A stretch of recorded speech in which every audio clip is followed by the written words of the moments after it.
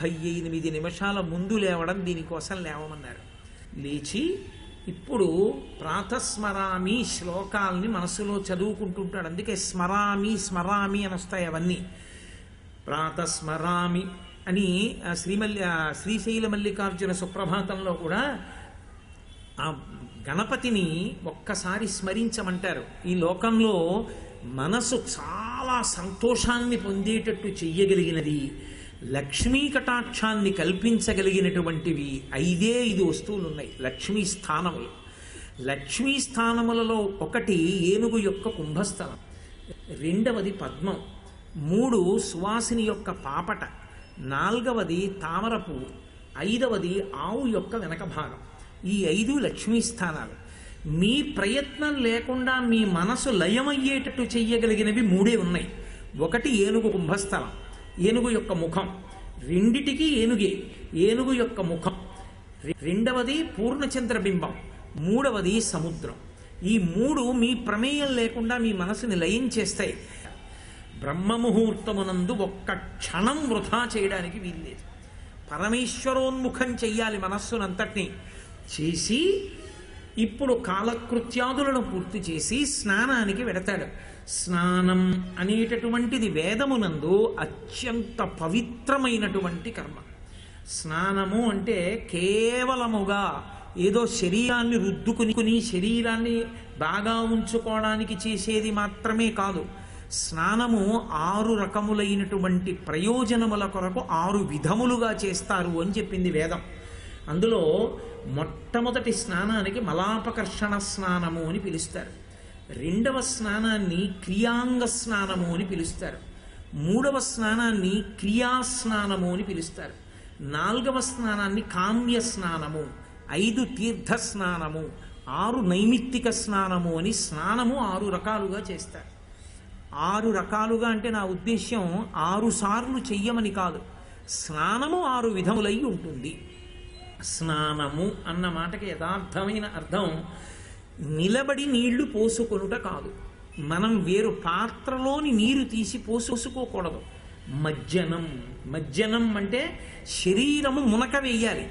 అంటే దాని అర్థం ఏమిటి? నదీ తీరమునందు నువ్వు ఉండి నదిలో స్నానం చెయ్యి అని అర్థం. అథవా చెరువులోనో ఏట్లోనో స్నానం చెయ్యమని. మరి అలా లేకపోతే ఏం చెయ్యాలండి అంటే గౌణ స్నానం తప్పదప్పుడు చెంబుతో నీళ్లు తీసి నీ మీద నువ్వు పోసుకోవాలి. కానీ స్నానము మొట్టమొదటి స్నానం దేనికి చేస్తారు అంటే మలాపకర్షణము కొరకు. మలాపకర్షణ స్నానము అన్న మాటకు అర్థం ఏమిటో తెలుసా? శరీరము నుండి నిరంతరము మలము ఊరుతూ ఉంటుంది. అది నిరంతర స్రావము. కళ్ళలో ఉన్నటువంటి ధూళికణములన్నీ పక్కకి చిన్న పుసి కింద వస్తుంటాయి. చెమట రోమకూపాల్లోంచి బయటికి వస్తూ ఉంటుంది. నాలుక మీద పాచి ఏర్పడుతూ ఉంటుంది. అలాగే మలమూత్రములు సిద్ధమవుతుంటాయి. ఇవన్నీ కూడా శరీరమును అయోగ్యము చేసేవి, భగవత్ స్పర్శ నుంచి దూరం చేస్తాయి. అవి మనసుని నిలబడనివ్వవు. వీటిని తొలగించుకుని భగవంతుని యొక్క ఉపాసన చెయ్యడానికి ఉపక్రమించడం కోసమని చేసేటటువంటి స్నానానికి మలాపకర్షణ స్నానం అని పేరు. అందుకే మనం చేసే స్నానమంతా ప్రతిరోజు మలాపకర్షణ స్నానం అంటారు. మలాపకర్షణ స్నానం కేవలం శరీర శుద్ధి కొరకు కాదు. దాని ప్రధాన ప్రయోజనం భగవంతుడి దగ్గర మనసు కదలకుండా కూర్చోవడం. అలా కూర్చోడానికి వీలుగా దేశకాల సంకీర్తనం చెయ్యని స్నానం చెయ్యకూడదు. దేశకాల సంకీర్తనం అంటే మళ్ళీ ఒకసారి చెప్పాలి. ఏదో నేను ఫలానా చోట నెల్లూరు మహాక్షేత్రే వసతి గృహే సమస్త దేవత బ్రాహ్మణ హరిర సన్నిధౌ అస్మిన్ వర్తమానేన శ్రీ ఖరనామ సంవత్సరే మార్గశీర్షమాసే కృష్ణపక్షే అని తిథి చెప్పి నేను స్నానం చేస్తున్నాను అని సంకల్పం చేసుకుని గంగే చయుమనే చైవ గోదావరి సరస్వతి నర్మదే సింధు కావేరి యోజిలేస్మిన్ సన్నిధిం కురు ఆయాంతు స్నానం ద్రవ్యాన్ని సంప్రోక్యాన్ని ముందు 3 మాటలు చల్లుకుని వేడి నీళ్ళైతే కాళ్లతో, చన్నీళ్ళైతే తలతో మొదలుపెట్టమని. కొంచెం శరీరం అనారోగ్యంగా ఉంటే ఉష్ణజల స్నానాన్ని వేదం అంగీకరించింది. కొన్ని నదుల పేర్లు తలుచుకుంటే చాలు ఆ నదిలోనే స్నానం చేసేసినట్టు. అందుకే గంగతో ప్రారంభం చేస్తారు. ప్రతిరోజు వాడు గంగా స్నానం చేసేసినట్టే. అదే వేదం యొక్క గొప్పతనం. నువ్వు అవకాశం లేక ఎక్కడో ఉండిపోతే నువ్వు చెయ్యలేని దానిని నీ మనసు చేత నువ్వు చేసుకునేటట్టు నిన్ను అనుగ్రహిస్తుంది. అందుకని గంగాది నదులను స్మరించి స్నానం చెయ్యాలి. ఒకవేళ గంగాది నదులను స్మరించడం మాకు చేత కాదండి, ఎలాగా అంటే ఒక్కటే నామం చెప్పుకోమన్నారు. నీకేమీ చేత కాకపోతే గోవింద గోవింద గోవింద 3 మాటలు గోవింద గోవింద గోవింద అంటే చాలు. నువ్వు అన్ని సంకల్పములు చేసేసుకున్నట్టయితే, పురుషుడు ప్రతిరోజు శిరోస్నానం చేయాలి, స్త్రీ నైమిత్తిక తిథుల్లో చేస్తే చాలు. ఉత్తి రోజుల్లో నీళ్లు చల్లుకుంటే ఆమె ప్రతిరోజు తలస్నానం చేసినట్టే వేదం అంగీకరించి. కాబట్టి ఇప్పుడు అలా చేసే స్నానాన్ని మలాపకర్షణ స్నానము అని పిలుస్తారు. 2వ స్నానం క్రియాంగ స్నానము అని పిలుస్తారు. క్రియాంగ స్నానము అంటే నేను స్నానం చేసేసాను, బయటికి వచ్చేసాను, పంచె కట్టుకున్నాను. ఈలోగా మా ఆవిడ వచ్చి, ఏమండి మీకు జ్ఞాపకం ఉందా, ఇవాళ ఫలానా ముఖ్యమైన పనుంది, ఏం చేయమంటారు అని అడిగింది. నేనేదో చెప్పాను. అలా చేస్తే గతంలో ఇబ్బంది వచ్చింది కదా, ఇంకోలా చేస్తే ఎలా ఉంటుంది అని. దిక్కుమాలిన మనుష్యులు ఇంతే, మనం మంచిగా చెప్పిన వాళ్ళు వినరు. నాకు కొంచెం కోపం వచ్చింది, రజోగుణ సంపర్కంతో మాట్లాడాను. సరే, వాళ్ళ ప్రారంధం, మనం ఏం చేస్తాం, వాడికి మనం చెప్తే అక్కర్లేదు, వాడికి ఇష్టం వచ్చింది చెయ్యాలి, అలా కానీ అన్నాను. ఇప్పుడు నాకు చికాకుకి మనసు కదిలిపోయిందా మళ్ళీ. ఇప్పుడు నేను జపం చేద్దామని కూర్చున్నాను అనుకోండి, వాడి దగ్గరికే పెడుతుంది, వాడు చెప్పిన మాట వింటావు, వాడి గురించి ఆలోచిస్తూ ఉంటుంది, ఇక్కడ మాల తిరుగుతూ ఉంటుంది. అందుకుని క్రియాంగ స్నానం చేయమన్నారు. అందుకే జపం చేసేటప్పుడు, మీరు గాయత్రి జపం చేసేటప్పుడు చేస్తారు, ఆపోహిష్టామయో భవస్థానబుద్ధే దదాతనామహేరణాయ చక్షసే యోవశివతమో రసస్తస్య భాదైతే హనః అంటూ నీళ్లు చల్లుకుంటారు. 2 పర్యాయాలు చేస్తారు. అందుకే క్రియాంగ స్నానం అంటే జపం చేసేటప్పుడు కదిలిపోయిన మనసుని మళ్ళీ వెనక్కి తీసుకొచ్చి నిలబెట్టేటటువంటి ప్రక్రియ. మళ్ళీ మంత్రజపానికి వీలుగా అంగముగా చేసేటటువంటి స్నానమునకు క్రియాంగ స్నానం అని పేరు. ఒక్కొక్కసారి పెద్ద ప్రయోజనమే సిద్ధిస్తుంది స్నానం చేస్తే. అంత పెద్ద ప్రయోజనం కోసం చేసే స్నానాన్ని కామ్య స్నానం అని పిలుస్తారు. రామాయణంలో వర్ణిస్తారు, గంగావతరణం దిగింది, ఓహో ఆకాశంలోంచి పెద్ద ప్రవాహంతో గంగమ్మ వచ్చి పరమశివుడి తల మీద పడింది. గంగమ్మ యొక్క శక్తి గంగమ్మగా కాదు, గంగమ్మకి శక్తి ఎందుకు వచ్చిందంటే శివుడికి తగిలింది కాబట్టి. నీ చెప్పట్లేదు ఈ మాట, రామాయణంలో వాల్మీకి మహర్షి చెప్పారు. భవాంగ పతితంతో యం పవిత్రమితి పస్పృశు అన్నారు. పరమశివుడి శరీరానికి తగిలి కింద పడుతోంది కాబట్టి గంగకంత శక్తి వచ్చింది, పాపములను తీయగలిగింది. కాబట్టి ఇప్పుడు ఆ గంగని ఇలా తల్లుకున్నాడు, గంగనొక్క చుక్క తాగాడు, గంగలో మునక వేశాడు, పాపాలు పోయి. గంగా స్నానం ఒకప్పుడు గంగావతరణం జరిగినప్పుడు పరమశివుడికి తగిలి పడుతుంటే మహాపాపాలు చేసిన వాళ్ళందరూ చల్లుకుని స్వర్గలోకానికి పోయారు. అంటే కామ్య స్నానం చేశారు అని, కోరిక కోసం తీర్థమునందు స్నానం చేస్తారు. పూర్వం సంతానం కలగకపోతే ఒక ప్రత్యేకమైనటువంటి నదిలోనూ తీర్థంలోనూ స్నానం చేస్తూ ఉండేవారు, దాని చేత అనుగ్రహం కలుగుతుంది అని. దాన్ని కామ్య స్నానము అని పిలుస్తారు. ఇక క్రియాస్నానము అంటారు. క్రియాస్నానము అంటే నదీ స్నానము అని గుర్తు. నేను క్రియాస్నానానికి ఎడుతున్నానండి అంటాడు ఒక ఆయన. క్రియాస్నానం చేస్తాను అంటే క్రియ అంటే ఏదో పని చేస్తానని కాదు, నదిలో స్నానం చేస్తాను అని. నదిలో ఎందుకు స్నానం చెయ్యాలి అని అడిగారు. తప్పకుండా నదీ స్నానం చెయ్యాలి. నదీ స్నానం ఎందుకు చెయ్యాలో తెలుసా? సంస్కృత భాషకున్న గొప్పతనం అదే. ఆ పేరు వెనకతే అసలు దాని గొప్పతనం ఏమిటో చెప్తారు. నది అన్న మాటకు అర్థం ఏమిటంటే, యస్మాత్ నాదం కృతవత్యః తస్మాత్ నదీతి నామధేయం ప్రాప్తాః ఇది స్యందనశీలాః. నది ఏర్పడాలి అంటే ఆకాశంలో ఉండేటటువంటి నల్లటి మబ్బులో మెరుపు మెరుస్తుంది, మెరుపులో విద్యుత్ ఉంటుంది. ఆకాశంలో మెరుపు ఉండి మబ్బులో ఆ మెరుపు మెరిసి వాన పడుతుంది. ఆ వాన పడేటప్పుడు మెరుపులో ఉన్న కాంతిని పుచ్చుకుంటుంది, పుచ్చుకుని పైనుంచి కింద పడుతుంది. కింద పడ్డప్పుడు అది రాతి మీద పడి పెద్ద ఘోష చేస్తుంది, చేసి నదిగా మారి నిశ్శబ్దంగా వెళ్ళదు. ఇది స్యందనశీలాహ, అది పెద్ద చప్పుడు చేస్తూ వెడుతుంది. అందుకే మీరు నదీ తీరంలో వినండి, నది వెళ్ళేటటువంటి శబ్దం ఒకలా ఉంటుంది. సముద్రపుటొడ్డున కూర్చుని వినండి, సముద్ర ఘోష ఒకలా ఉంటుంది. నది యొక్క శబ్దం ధ్యానమునకు యోగ్యం, సముద్రం యొక్క శబ్దం మనసుని కదుపుతుంది, మనసుని ఉద్వేగపరుస్తుంది, భయపెడుతుంది. సముద్ర ఘోష మనసు లయం అవ్వడానికి కారణం కాదు. నది యొక్క శబ్దం ఉందే అది మనసుని లయం చేస్తుంది.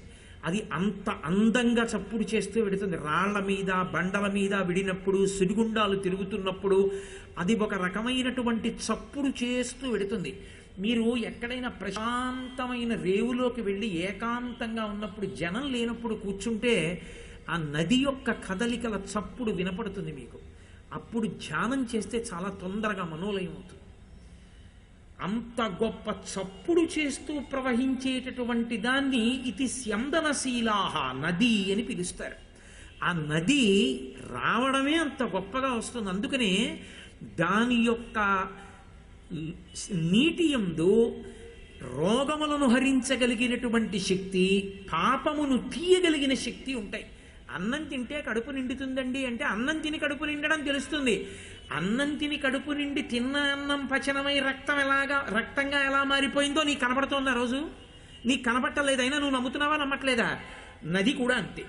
ఇది కనపడకపోయినా ఎలా నమ్ముతున్నావో పరమేశ్వరుడు చెప్పిన వేదాన్ని అలాగే నమ్మాలి. ఇది నా కడ్డితో చూస్తే నమ్ముతానండి అంటే ఇది నీ రక్తంగా మారడం నువ్వు చూస్తున్నావా, ఎలా తింటున్నావు?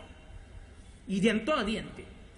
నదీ స్నానము చేత పాప పరిహారం అవుతుంది. అందుకే పురుషుడు ప్రవాహానికి అభిముఖం చెయ్యాలి, స్త్రీ వాలు చెయ్యాలి. శ్రావణ మాసం స్నానం చేయకూడదు. ఎందుచేత అంటే పురిటి సమయం. ప్రతిదానికి పురిటి కాలం ఉంటుంది.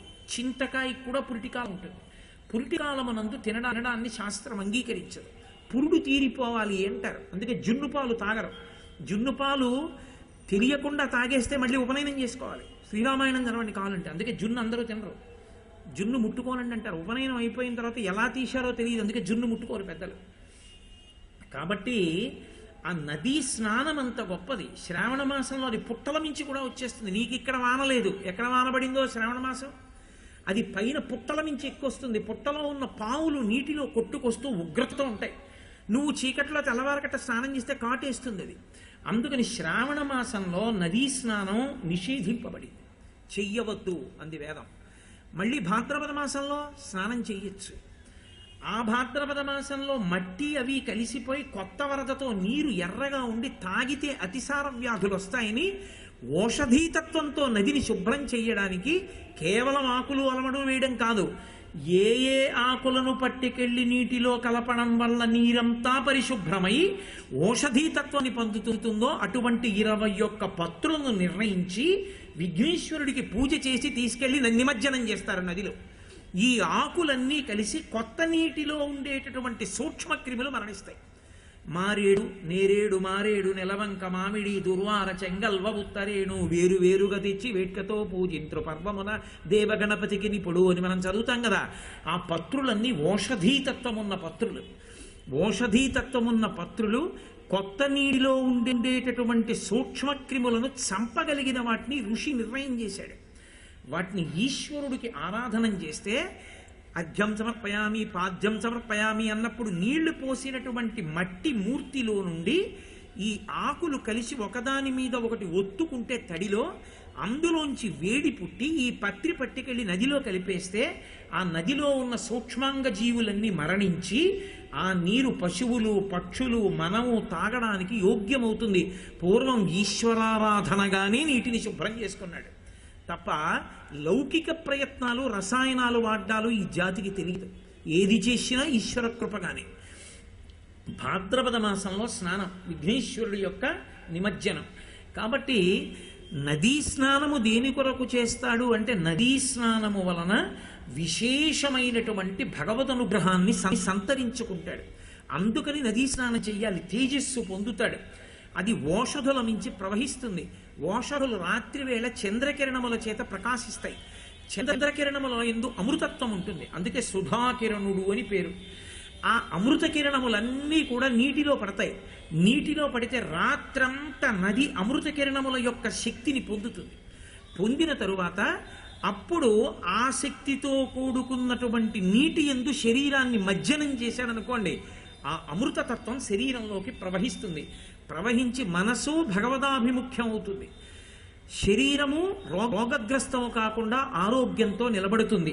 అందుకని 6 రకముల స్నానములలో క్రియాస్నానాన్ని శాస్త్రం విధించింది. నదీ స్నానం చెయ్యవలసిందే. ప్రవహిస్తున్నటువంటి నది యందు స్నానము అంత ఉత్తమోత్తమము.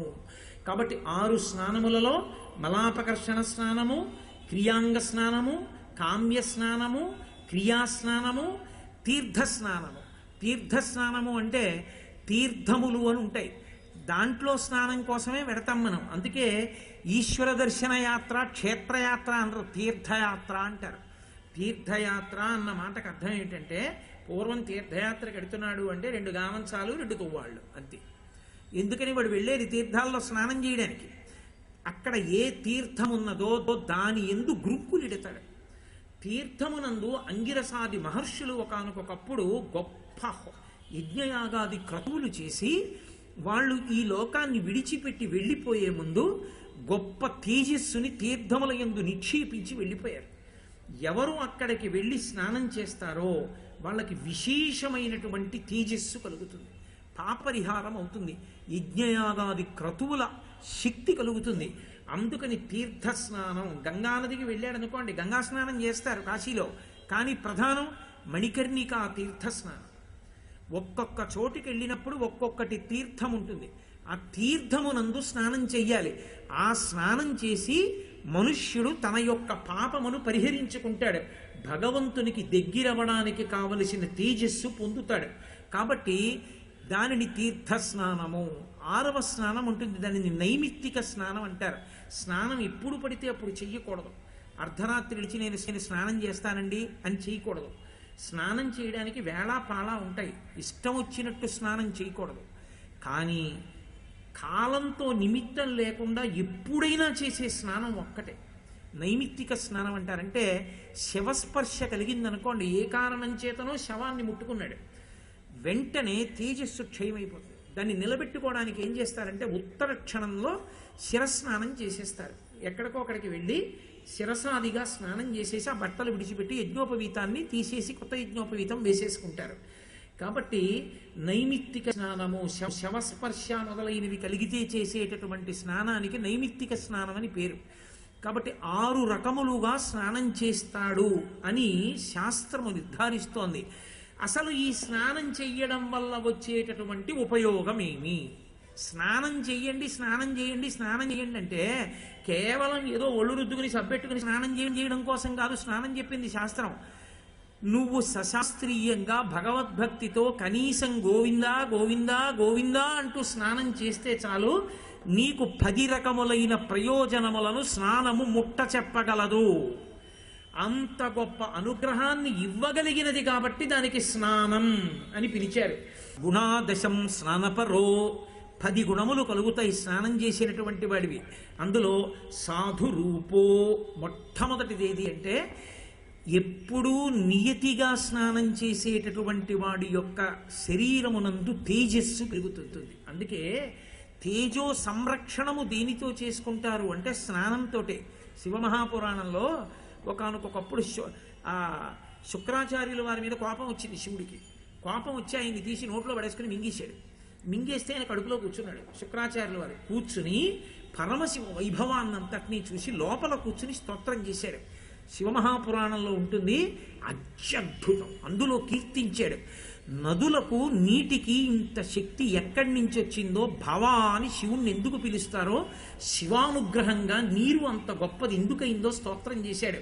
సంజీవనం సమస్తస్య జగత సలిలాత్మిక భవ ఇత్యుచ్యతే మూర్తిర్భవస్య పరమాత్మన అంటుంది లింగపురాణం. అసలు ఈ లోకమంతా బ్రతుకుతోందంటే నీళ్ల వల్లే. అసలు స్పృహ కోల్పోయిన వాడికి స్పృహ వచ్చేది కూడా మళ్ళీ నీళ్లు తెలితేనే. అంత శక్తి నీటి యందు శివస్వరూపంగా ఉంది అన్నారు. అటువంటి నీటికి సాధు రూపాన్ని ఇచ్చేటటువంటి లక్షణం ఉన్నది.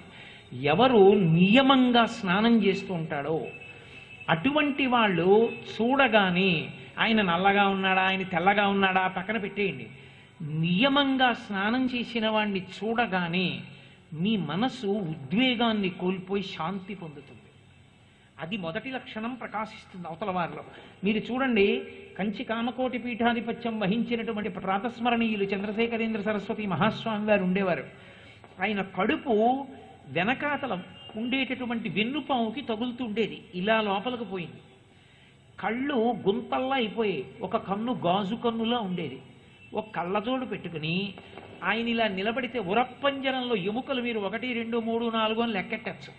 అలా ఎముకలు కనపడుతుండేవి. సన్నగా ఉండేవారు.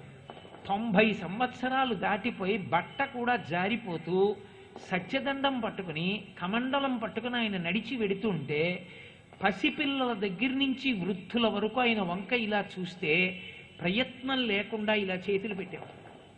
ఆయన సన్యాసాశ్రమ ధర్మానికి కట్టుబడి 94వ ఏట రిక్షాబండిని ఆసరా తీసుకుని నడిచి వెడుతుంటే అది ధర్మానుష్ఠానం అంటే. బట్ట మార్చుకుంటే ధర్మం కాదు, అనుష్ఠిస్తే ధర్మం. ఆ రిక్షా పట్టుకు నడుస్తుంటే ద్రవిడ దేశంలో బస్సులు ఆప్ చేసి చెప్పులు ఇప్పి వచ్చి జనం రోడ్డుకి 2 పక్కల పడుకుని ఉండేవారు. మధ్యలోంచి ఆయన వెళ్ళేవారు. ఆయన వంక చూస్తే చాలు మనసు సంతోషాన్ని పొందుతుంది. ఒక్కటే కారణం, స్నానం ఎలా చెయ్యాలో అలాగే చేసిన మహాపురుషుడు ఆయనే. దండ విన్యాసం అంటే దండ విన్యాసం. ఆయన స్నానం ఒక్కటే ఆయన ఫోటోలు కొన్ని 100 ఉన్నాయి. అంత గొప్ప స్నానం చేసేవారు. అటువంటి మహానుభావుడు కాబట్టి సాధో రూపంచ, ఎవరు స్నానాన్ని నియమంగా చేస్తాడో వాణ్ణి చూడగానే అవతల వారిలో ఉద్వేగములు ఉపశమిస్తాయి. చూడగానే నమస్కారం చెయ్యాలనిపిస్తుంది, ఒక్కసారి మాట్లాడాలనిపిస్తుంది. ఆయన 4 రోజులు ఉండి వెళ్ళిపోయాడు అనుకోండి, ఆ ఇల్లు శాంతి స్థానం అవుతుంది, ఆ ఇంట శాంతి కలుగుతుంది. కారణం ఏమిటో తెలుసా? ఆయన నియమమైన స్నానం. కాబట్టి సాధో రూపంచ తేజో బలశ్చ శౌచం, అపారమైనటువంటి తేజస్సు ఉద్భవిస్తుంది సక్రమమైన స్నానము వలన. బలం, ప్రతిరోజు నియమంగా చక్కగా స్నానం చేసేటటువంటి వాడి శరీరంలో ఉన్న నాడీమలం బాగా పనిచేస్తుంది, రోగనిరోధక శక్తి పెరుగుతుంది. అసలు ఇలా మంచు పడేటప్పటికే అంతే పడిగం పట్టేస్తుంది. అలా కాదు, బ్రహ్మముహూర్తంలో రోజు వెళ్ళి నదిలో స్నానం చేసి నది ఒడ్డున కూర్చుని సహస్రగాయత్రి చేసి వచ్చే వాళ్ళని చూడండి మీరు. వాళ్ళు ఎంత వయస్సున్నా వెళ్ళిపోయి స్నానం చేసి కూర్చుంటారు. నేను ఇప్పుడే ఎన్నో ఊళ్ళు తిరుగుతుంటాను కాబట్టి చూస్తూ ఉంటాను. నాకు ఆశ్చర్యం వేస్తుంది. వాళ్ళు అంత తెల్లవారుజామున లేచి నూతి దగ్గరికి వెళ్ళి స్నానం చేసేసి నూతి గట్టును కూర్చుని వాడు అర్ఘ్యం ఇచ్చేసి అక్కడే ఏ మారేడు చెట్టు కిందో ఏ గోవు దగ్గర కూర్చుని సంధ్యావందనం చేసేసి లోపలికి వస్తాడు. ఏమంటే చలిగా ఉంది కదా అంటే, చలి ఏమిటి, చలి ఎక్కడా అంటాడు. ఏ ఋతువు ఆయనకు అడ్డు రాదు, చక్కగా ఉంటుంది శరీరం. నేను పేర్లు ఎందుకు చెప్పాలి మీకు తెలుసు కొంతమందికి, ఇందులో కావాలంటే విడిదికి వెళ్ళాక చెప్తా పేర్లు. స్నానము చేత ఆరోగ్యం. కాబట్టి ఆ తేజస్సు, దానితో పాటుగా బలం, శౌచం. శౌచం అన్న మాటకు అర్థం ఏమిటో తెలుసా? అంతఃకరణము పరిశుద్ధముగా ఉండడం. శౌచం అంటే పైకి శరీరం శుభ్రంగా ఉండడం కాదు.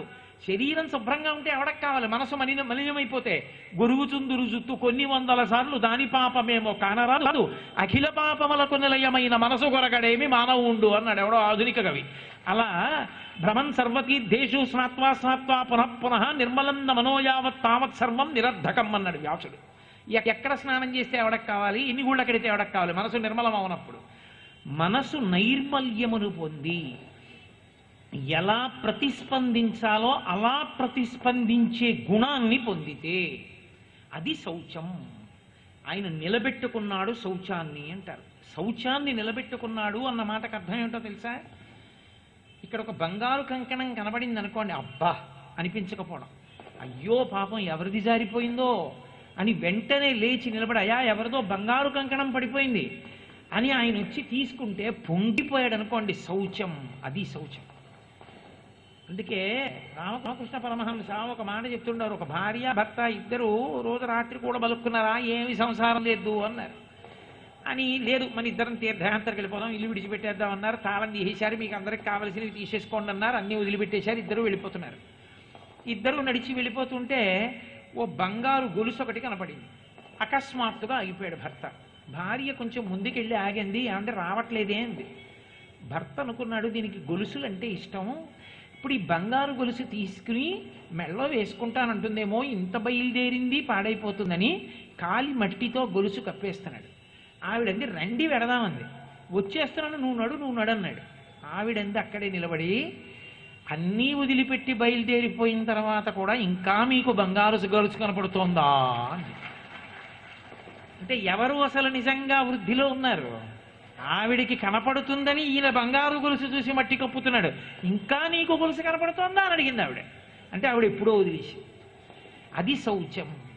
అది నిలబెట్టుకోగలిగిన వాడు ఉన్నాడే, ఎక్కడ కోపం రావాలో అక్కడ ఆశీర్వచనం, ఎక్కడ కుంగిపోవాలో అక్కడ ప్రశాంతంగా ఉండగలగడం, ఎప్పుడూ తాను అలా ఉండగలిగిన స్థితి, ఉద్వేగములకు కదిలిపోని మనసుతో నిలబడగలిగిన స్థితిని శౌచమును కాపాడుకున్నాడు అంటారు.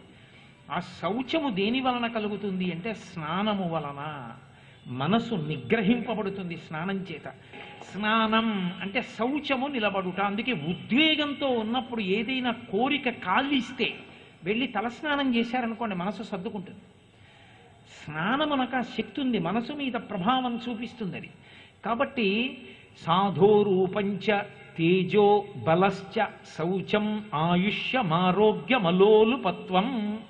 ఆయుష్యం, ఎక్కడ స్నానం చేస్తాడో అక్కడ మనసు శాంతిగా ఉంటుంది. ఇంద్రియాలు నాడీ మండలం బాగా పనిచేస్తాయి, దాని వలన ఆరోగ్యంగా ఉంటాడు. ఆయుష్యం, దాని వలన ఆయుర్దాయం ఉంటుంది. అలోలుపత్వం, అలోలుపత్వం అంటే ఇంద్రియముల యొక్క లౌల్యము కలగదు. ఇంద్రియ లౌల్యం అన్న మాటకు అర్థం ఏమిటో తెలుసా? మీరు కొంచెం జాగ్రత్తగా పట్టుకోవాలి. మార్చి మార్చి మార్చి మార్చి వాడుకునే లక్షణం పోతుంది మనసుకి, ఇంద్రియాల్ని. మనసుకుండే లక్షణం ఏమిటంటే అది అలిసిపోతూ ఉంటుంది, పట్టుకుంటూ ఉంటుంది, అలుస్తూ ఉంటుంది, పట్టుకుంటుంది. మార్చుకోవడంలో శక్తి పొందుతుంది అది. శ్రీ ఉమామహేశ్వర పరబ్రహ్మార్పణమస్తు. స్వస్తి.